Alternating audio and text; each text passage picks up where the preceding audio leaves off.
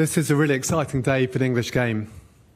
We've appointed one of the very best coaches in the world and one of the very best young English coaches as his number 2. Our aim is always to win a major tournament, and we believe Thomas gives us the best possible chance to do that at the next Men's World Cup. We had a clear recruitment plan in place before the Euros, and John McDermott and the team developed our ideal profile for an international coach and a shortlist if we needed it. After Gareth resigned, we executed that plan. We met and evaluated potential candidates. Thomas was absolutely outstanding, providing a really clear vision for the role and how he would work with our players to get the best out of them and to give us the best chance in the World Cup. We were delighted to sign contracts with Thomas last Tuesday, but wanted to wait for the international window to be over before we announced. We're also delighted that Ant is joining us as one of the most exciting young English coaches around. Before I pass to Thomas, I'd like to thank Lee Carsley for stepping into the role for 6 matches. He's handled himself really well, and I'm sure will continue to do so.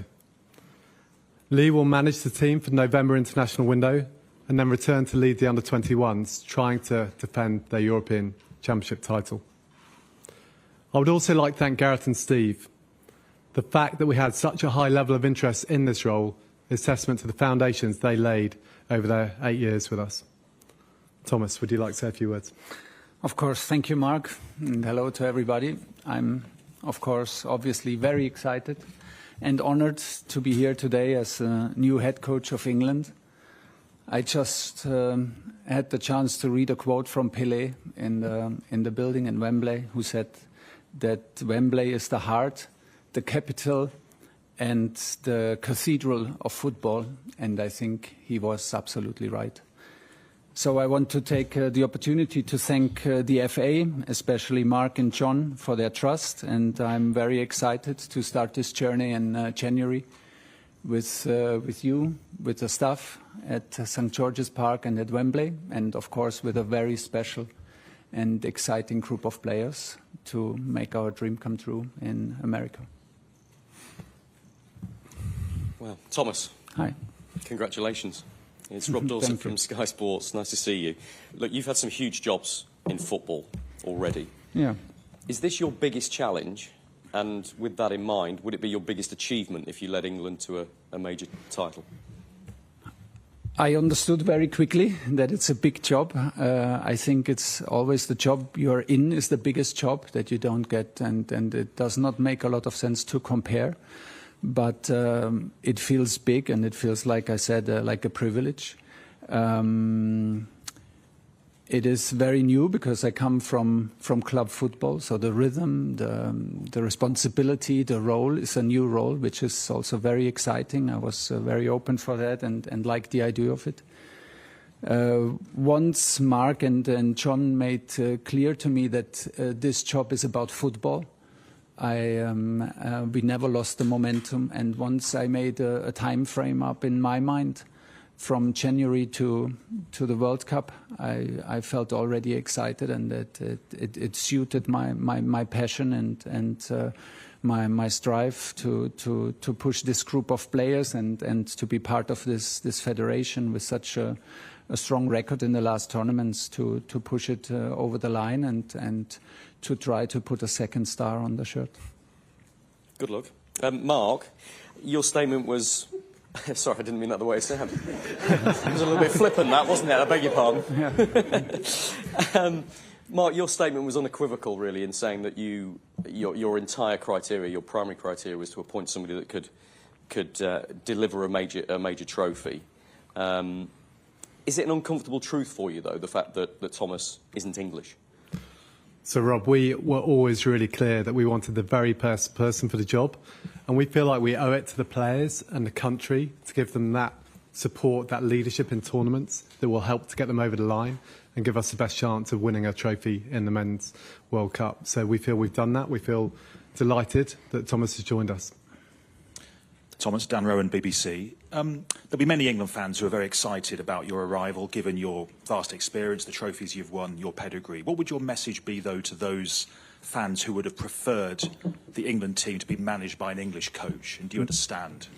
their position? I'm sorry, I just have a German passport, but I can just tell them, and maybe all of these supporters also felt my passion for the English Premier League, my passion for the country, how I love to live here and how I love to work here.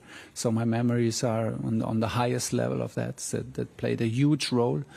And hopefully I can convince them and show them and prove them that I'm proud to be the English manager. I will do everything to show respect to this role and to this country.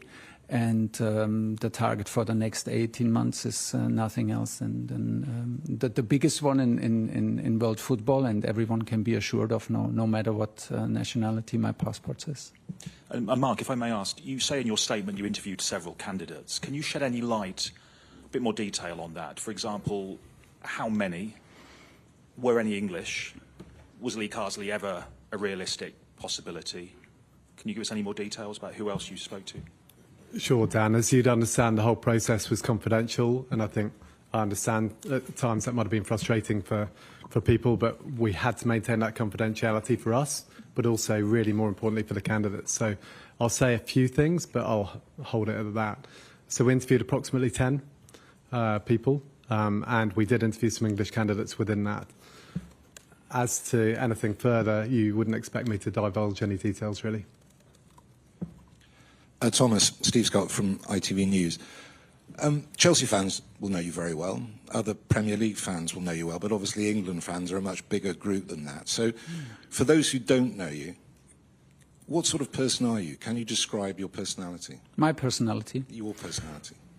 Well, maybe I try to describe my coaching personality, but I think it's pretty obvious. I'm very emotional, and I love to be I love what I'm doing. I'm passionate about football, and like we said before, this task and this role just brought the young me alive, and it brought back my teenage days, to get excited for such a big task, for the Three Lions, for playing matches at Wembley, for working with this group of players. So everyone can be assured that we will do it with passion and with emotions, and we will try to install values and principles and rules as quickly as possible to make the dream come true. First, we have to, of course, go through the qualification process to the World Cup, but it starts for us in January,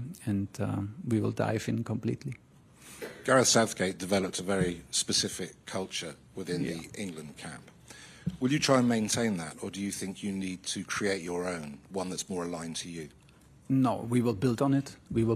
I think Gareth and the FA did a fantastic job in terms of stability and consistency. Look at the last results in the tournament. It's a quarter-final, semi-final, and two finals in the last four tournaments. It's outstanding. The under-21s win titles. The younger teams are in the competition to win titles. The women team wins titles. So we are there. I think the federation is there, and it was a big part of taking that job. I am curious. I want to learn. I will have a different schedule than in club football, but it was a big part. That's the knowledge and the quality of the federation to have that at my side, and to combine it with my ideas, with our ideas. So we will build on everything that Gareth built and the FA built, and hopefully we can add a little bit of extra to get it over the line. Thomas, welcome and congratulations. Thank you. You took an English team, Chelsea, to a Champions League final against Manchester City, who were overwhelming favourites going into that, and won. What does the prospect of 58 years of hurt mean to you? And are you relishing putting a second star on an England shirt? Like I said, I got Mark and John made very clear that it's about football, and this excited me very quickly, because I was not sure before we had this first talk if this is a role for me, like in international football, because the schedule is very different from club football. But then we found so many similarities and so many things that suited my approach and my hunger to achieve special things. I always wanted to come back to England. That was my big goal. I have the best memories of the country, of the league and of the players. The attitude towards the game, the attitude from the supporters who that shapes the players, and the character of the players was one of a kind. And that's why the offer came in the absolutely right time. We kept the momentum in, and within weeks we found a vision to share and a project and an adventure that I'm very happy to be a big part of. And now I have to live up to it, of course. And I know that there are some trophies missing in the federation, and of course I want to help to make it happen. You just said in a social media post, you said that you would like to put another star on our shirt. Yeah. You're already pledging your allegiance, as Okay. it were. A big question for Lee Castley had to answer. Will you sing the national anthem? The Does an national England manager need to? Yeah, I understood from Mark that it's a personal decision. First of all, if you sing it, and there were managers who sang it and others who didn't. I have not made my decision yet. I want to be very honest with you. Your anthem is very moving. The English anthem is very moving. I experienced it several times here at Wembley, and even out with the players in a FA Cup final. So it was very touching. No matter what decision I will take, we have a bit of time until March. I will always show my respect to my new role, to the country, and of course to a very moving anthem. But as this is a new subject, I will take a little bit time for this decision. Just a reminder, state name and organisation. Rob Harris from Sky News. Welcome back. Congratulations. Thank you. Are you prepared for the pressure and intensity that the England job brings? And was that something that was on your mind in the past? Perhaps managers decided not to take this role because of the spotlight on their private life and things like that? This is always the last thing I think about, and because I'm up for the pressure on the sportive side. I'm up for the big challenge. I'm up for the task. I'm up for these 18 months to work with this group and be part of this amazing federation. So these are all the reasons to jump in. The pressure on the personal side, or the pressure that comes from media and that could arise if things don't go so well, is never part of the decision making, and I don't feel it so much. I feel it, of course, then in the process, but it's always it's always a privilege, and my love and my passion for the game is always much more than the downside of it. And from watching England at recent tournaments, how do you think you can make the difference and turn this team into trophy winners? I think, first of all, they are there. We are there. The players proved, the group of players proved that they are there. The consistency of quarterfinals, semi-finals, finals is impressive. And it shows that we have players who compete in the strongest league in the world, day in, day out. So we have the ingredients. And we fully trust that this is the moment to install, maybe also from club football, patterns, behaviors, principles that can maybe help to push the team over the line. We will need luck. We will need the momentum. We will need to be lucky to not have injuries and so on, and little decision within the games. That is a given. But we feel confident to add something from our experience in club football that can maybe help. But most important is to even if we speak out now very openly what the target is about the second star, we have to prove ourselves all the time. You're a national player every single day. I will be a national coach every single day, and not only when a camp is. So we have to live up to these standards, but I'm very confident that everybody is used to that. So this is what I demand from myself, and then we need to show it in qualification and build an atmosphere with the supporters and the country that extra special things can happen. Rob Brimby, ARD Television, German TV's London Bureau. Wow. Es gibt Leute, eine Frage auf Deutsch, wenn es möglich ist. Es gibt Okay. Leute, die sagen, dass der Nationaltrainer muss aus England kommen. Wie können sich solche Vorurteile überwinden? I think they have a point. Oh, you want to shall I translate? English. Shall I translate? English questions from now on, but if you answer. Yeah. I think everyone has its opinion, and I can understand even an opinion when someone says, like, I would fancy an English coach more for the English team. I can understand it, but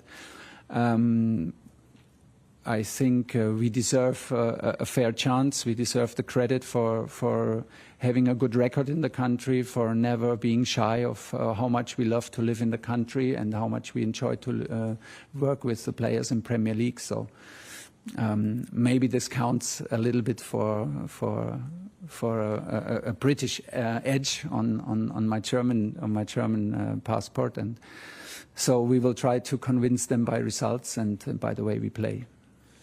In English then, Gareth Southgate was described by many people as sympathetic, human and emotionally intelligent. How would you describe yourself?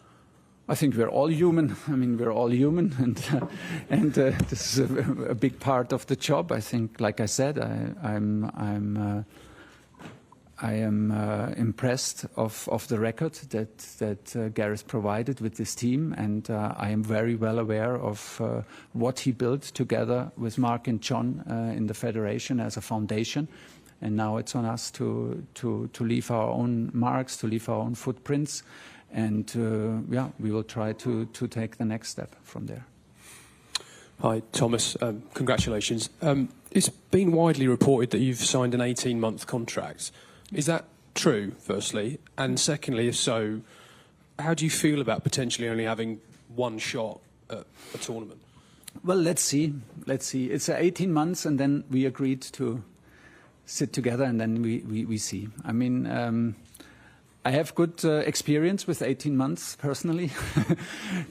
Unfortunately, also, sometimes I'm working on my long-term game, but you never know. The point was, in this particular case, that it was important for me to have a frame around it, because it's a little bit a step into the unknown for me.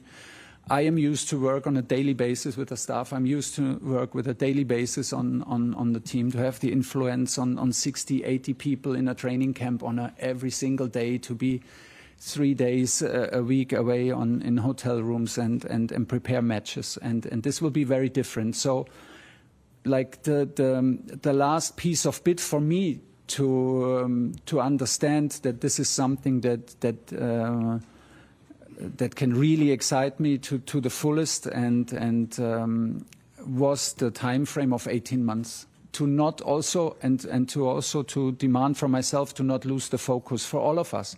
So I think it's a good time frame, because it will help us to focus. We are focused on the qualification and on the World Cup. It will help us in the nomination process. It will help us in the communication towards the players within the staff. So I think this is now very streamlined and very easy to explain. We are here to work on the best possible outcome for the World Cup 26, and then let's see. Whatever comes.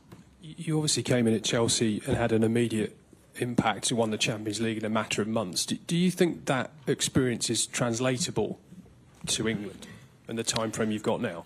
I think so, yes, but I'm not fully sure, because I have to feel into it. The schedule will be different. The workload will be different. But I wanted this. I wanted exactly this once Mark and John presented me the opportunity and made it very clear that it's about me and that they trust me with this process in pushing this team. I was very happy now to have the chance also to learn on this process, to have the strong foundation and stability and quality of the federation, to get better, to get smarter, and to get better while I'm on this job. So that this was a big part of it. And just Sorry, finally, James, it's 2 questions. Come across to Henry Winter here, please. We've got time for a few more in this section, so if we can limit it to 1 question each, that'd be great. Thank you. Hi, Thomas. Henry Winter, World Soccer. First, congratulations. And secondly, you know Harry Kane well. Yeah. Did you speak to him before taking the job? And will he remain your captain? I did speak to no one. We kept the process very confidential between Mark, John, and me. I did not speak to Harry. I didn't speak to Gareth. I also normally I never do this to get my own feeling for it and get my own point of view and let it sink in and reflect on it. So no, haven't done it yet. You know, it's too early to answer these kind of questions. You know how highly I think and feel for Harry, and how much I fought to bring him to Bayern Munich, and so he is already on his way to be a legend in English football. But now I think it's also very important to give the respect to Lee and the camp, the upcoming camp in November, to take his decisions free and without me interfering, and then we will answer this question latest in March. Hi, Thomas. James Hi. Robson, Associated Press. You said it was a goal to get back to England. Can I ask why? Say again? You said it was a goal to get back to England Yeah. for you. Can I ask why you chose England over, say, Manchester United, who you've been strongly linked with? Which would also have been England, but in why the the England country. national team? Because the idea and the way John and Mark presented it was very fast, very exciting, and it was very confidential. It was very trustful. It was very straightforward, and yeah, that was basically a decision for this job and not a decision against anything else. You will understand that I will not comment on individual players today, and for sure not comment, like always, on any other clubs. Can I ask, Mark, were you rejected by anyone? Or was Thomas the only person you offered the job to? We ran a really clear process. We spoke with 10, like I said, approximately 10 people throughout the process. Clearly, some were more up for the role than others, but we were absolutely delighted to end up with Thomas, and we believe he gives us the best chance of winning the World Cup. So we believe we've got the best candidate for the job.